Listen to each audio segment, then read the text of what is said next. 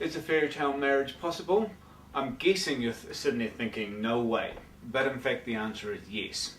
However, you need to look at what fairy tales say, because unfortunately most Hollywood stories skip over a major part of what makes a fairy tale a fairy tale.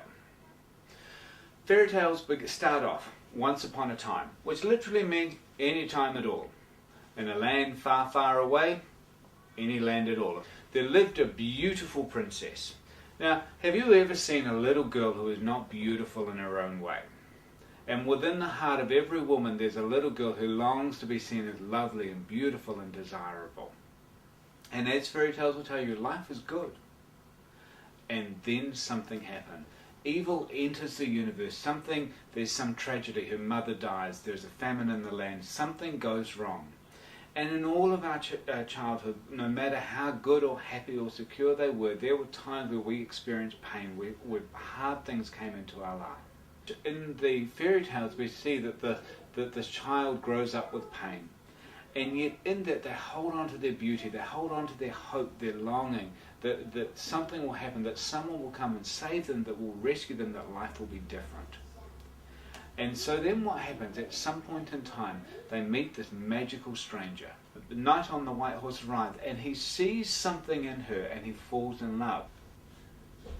So at this point in time, she's not recognizable as the princess in all of her finery, but he sees her and he falls in love, often before he knows who she is. And so this is the bit that everyone likes to focus on, and it's so exciting, it's so romantic. This is the honeymoon phase of a relationship. It feels good. However, if you look at any good fairy tale, the story does not stop there with we are not happily ever after. What happens then is that this falling in love is opposed by the evil stepmother, by the wicked witch, or by a war in the land. Something happened, and life goes from being hard to entering a battle where there's a conflict between this new love that's emerging and this possibility of breaking out of this hard way of life. And in the battle, life is more difficult than it was when life was hard. The couple standing at the altar is normally in the I've seen you, I've fallen in love stage.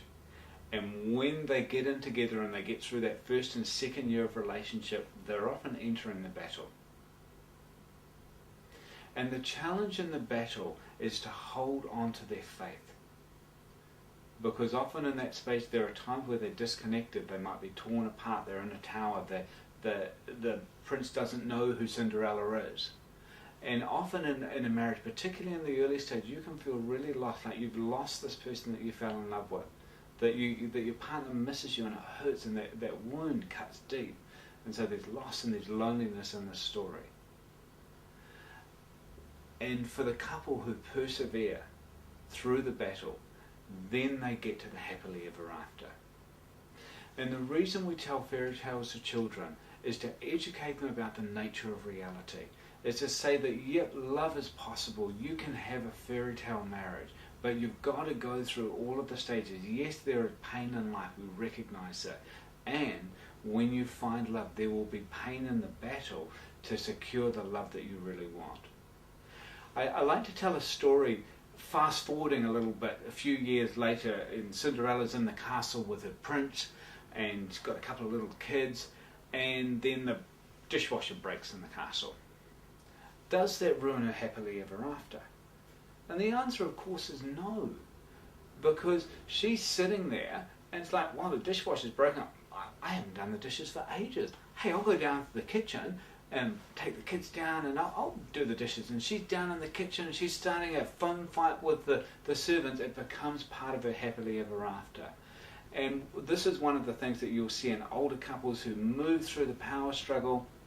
They've fallen in love. They'll look back at those times, the early days of their relationship and the way they used to fight, but there will be this memory of their love and that they got through it, and there's a huge sense of gratefulness. And what you'll find is that the simplest things become points of connection. That they walk down to the shops in the morning to get a loaf of bread and to get some milk, and they go back and she makes the coffee, and that's part of their happily ever after.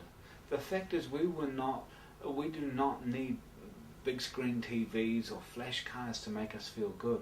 We want to be connected and loved by the people who are close to us and who matter. And happily ever after is something that is attainable for every couple. So that was the woman's fairy tale. There are also fairy tales for boys, which educate boys about the nature of reality and what their role is in terms of building a successful, happily ever after kind of marriage and relationship. So, the boys' stories start off with the youngest prince, or the poor farm boy. They generally start off in that life is not as fulfilling, that this guy doesn't have a great future ahead of him. He's not content with his lot in life. And so what happens is he decides, he has these dreams, these hopes, he wants more out of life than what he currently has. And so he makes a really significant choice where he decides to set out on a great adventure. On his journey, he goes through a number of stages. And first off, he meets some unusual friends. So he connects with others. He learns how to be a social being in the world. He learns how to make friends, to learn from others who are different from him. And you can think about relationships now where modern men are often hugely isolated and they lose all of that support and that friendship.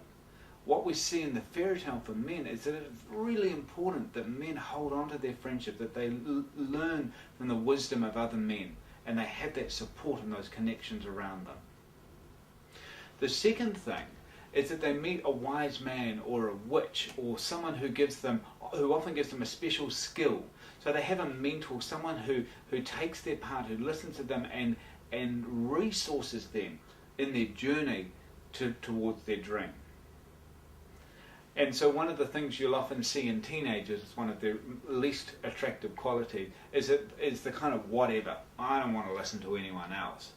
But you see when men grow up and that they will seek out and they will long for the attention of men who have knowledge, who have ideas, who have experiences that are different from them.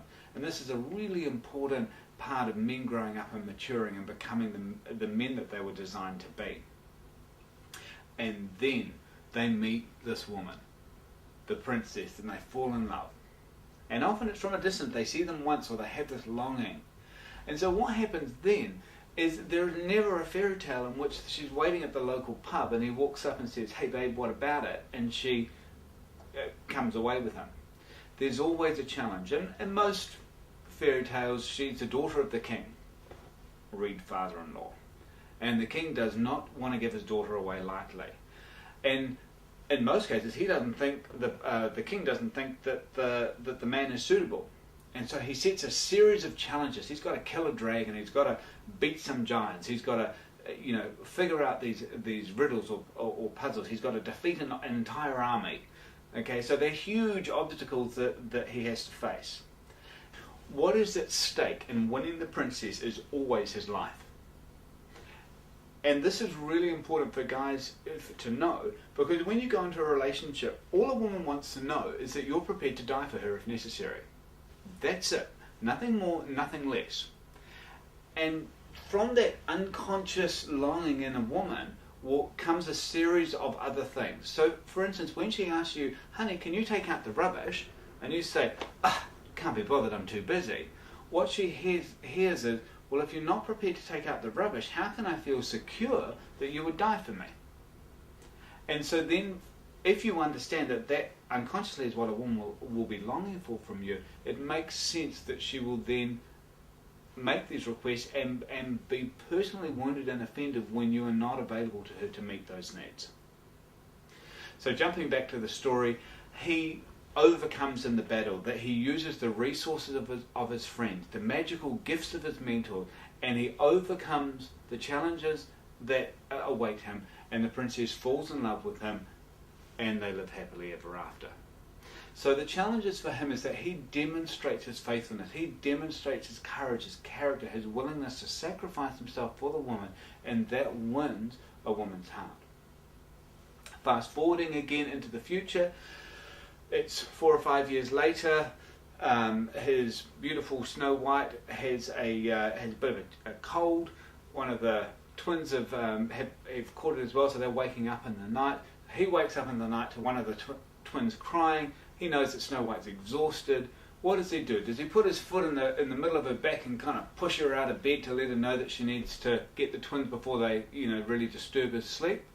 Of course not. He's going to get up out of bed, go and pick up the child and hold them and soothe them and be with them until they go to sleep so that his darling can sleep well. And from a woman's perspective, who would not want to be married to that kind of man?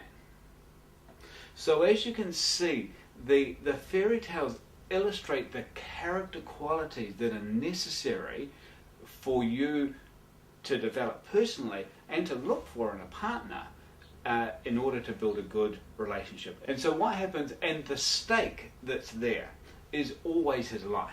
He always puts his life on the line. And this is really important because... Okay, you're going on too long here.